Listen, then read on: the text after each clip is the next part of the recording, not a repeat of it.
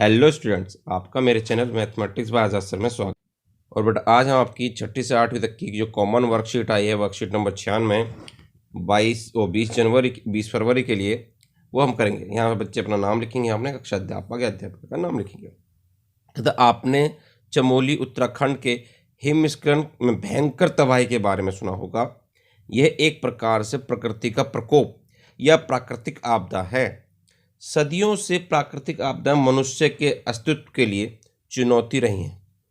ऐसी कोई भी प्राकृतिक घटना जिससे मानव के जीवन या सामग्री को हानि पहुंचे वह प्राकृतिक आपदा कहलाती है।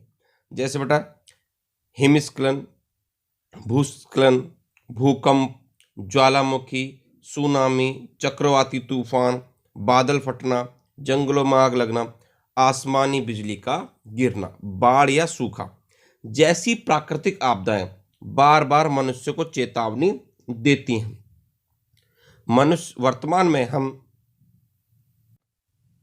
प्राकृतिक संसाधनों का अंधाधुंध इस्तेमाल कर रहे हैं, जिससे प्रकृति का संतुलन बिगड़ रहा है, जिसके परिणाम स्वरूप हमें भुगतना पड़ रहा है।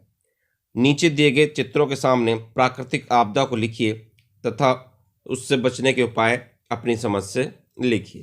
तो बेटा देखो, प्राकृतिक आपदाएं आती रहती हैं क्योंकि पर्यावरण संतुलन क्या हो रहा है, बिगड़ रहा है। तो हमें उनमें से कुछ प्राकृतिक आपदाएं पहचाननी हैं और उनके बारे में उनसे बचने के कुछ उपाय हमें लिखने। तो देखिए बेटा, पहले फिगर देखते हैं हम। पहली आकृति में देखिए हमें दिखाई दे रहा है, ये क्या है बेटा, भूस्खलन है। क्या है बेटा, भूस्खलन है ये आपका, ठीक है। और इससे बचने के उपाय आपके क्या होते हैं जी, हमें आसपास ज़्यादा से ज़्यादा क्या लगाने चाहिए बेटा, पेड़ लगाने चाहिए, ठीक है। और घर के आसपास नालियों को हमेशा क्या रखना चाहिए, साफ करके रखना चाहिए। और जहाँ पर भूस्खलन की घटनाएं हो जाती हैं वहाँ से हमेशा दूरी बनाकर रखनी चाहिए। और हमेशा ही हमें मौसम की जानकारी इकट्ठी करते रहना चाहिए बेटा। मौसम के हमेशा टच में रहना चाहिए कि इस समय मौसम कैसा है, ठीक है बेटा।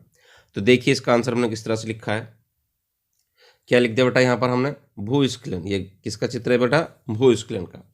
पहला क्या कारण है, किस तरह से हमें बचाव करना चाहिए, घर के आसपास ज़्यादा से ज़्यादा पेड़ लगाएं, ठीक है, ज़्यादा पेड़ लगाएं, घर के आसपास ज़्यादा पेड़ लगाएं, पहला हो गया बेटा। दूसरा है हमेशा मौसम की जानकारी प्राप्त करते रहें, और हमेशा ही हमें क्या करना चाहिए, मौसम की जानकारी प्राप्त करते रहना चाहिए। घर के आसपास वाले नालियों को साफ रखना चाहिए। चौथा, भूस्खलन वाली घटनाओं से हमेशा दूरी बनाकर रखनी चाहिए, ठीक है बेटा। अब देखते हैं बेटा हम दूसरी फिगर।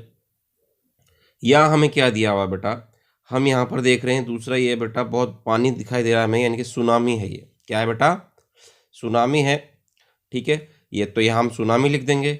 और इससे किस तरह से हम बचाव कर सकते हैं, सुनामी की जानकारी वाले खतरे के क्षेत्रों की हमें क्या करनी चाहिए, पहचान करनी चाहिए कि कहाँ पर सुनामी आ सकती है। और इसके लिए हमें हमेशा सूचनाएं प्राप्त करते रहना चाहिए मौसम की, ठीक है। खाली जगह करने की हमेशा अभ्यास करना चाहिए, जगह खाली करने का हमेशा हमें अभ्यास करना चाहिए कि हमें अगर सुनामी आती है तो हमें किस तरह से जगह फटाफट खाली कर देनी है। तो किस तरह से हमें जगह खाली कर देनी है। और आपदा के समय दी जाने वाली सेवाओं की भी हमें जानकारी रखनी चाहिए बेटा। तो देखिए बेटा, इसका आंसर हमने किस तरह से दिया है, तो ये है बेटा सुनामी। क्या है बेटा, ये सुनामी। जानकारी से खतरे, ये बेटा क्या है, खतरे है।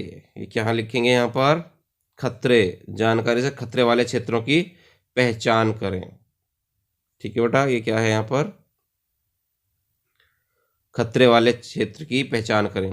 दूसरा, सूचना प्राप्त करते रहें, जगह खाली करने का अभ्यास करते रहें। आपदा के समय दी जाने वाली सेवाओं के बारे में हमें जानकारी रखनी ही चाहिए, ठीक बेटा।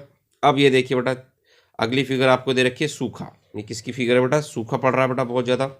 तो सूखे से बचाव के लिए हमें क्या करना चाहिए बेटा, जो वर्षा का पानी है उसको हमेशा इकट्ठा करना चाहिए। और बेटा यही है कि ज़्यादा से ज़्यादा पेड़ लगाने चाहिए। और पानी का हमें बेटा उचित इस्तेमाल करना चाहिए, अंधाधुंध पानी का इस्तेमाल नहीं करना चाहिए, ठीक है। वेस्ट नहीं करना चाहिए पानी को। और पानी के महत्व को सभी को बताना भी चाहिए। तो देखिए बेटा, इसका इस तरह से हमने आंसर दिया है, सूखा।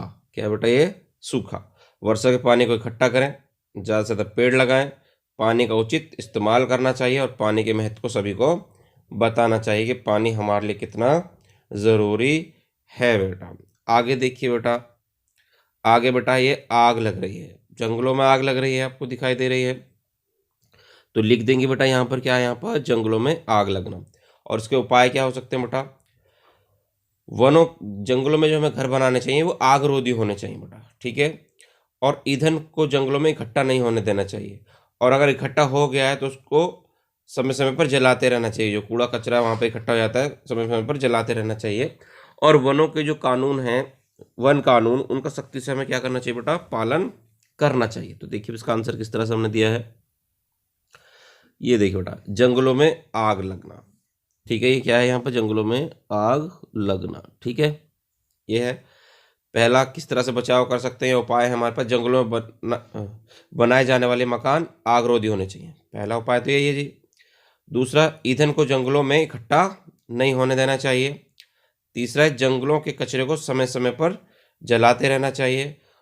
चौथा क्या है बेटा, वन कानूनों का सख्ती से पालन करना चाहिए, ठीक है। अगर वन कानून का हम सख्ती से पालन करेंगे तो जंगलों में आग लगने की नौबत कभी आएगी ही नहीं, ठीक है बेटा। आगे देखिए, आगे बेटा आपको दे रखा है ये भूकंप है, ये मकान गिर रहे हैं हमारे, तो क्या है ये बेटा, भूकंप है। और भूकंप से बचने के लिए हमें क्या करना चाहिए, घर के सबसे पहले घर के सभी उपकरणों को क्या कर देना चाहिए बेटा, बंद कर देना चाहिए, यानी कि मेन स्विच बंद कर देना चाहिए, ठीक है।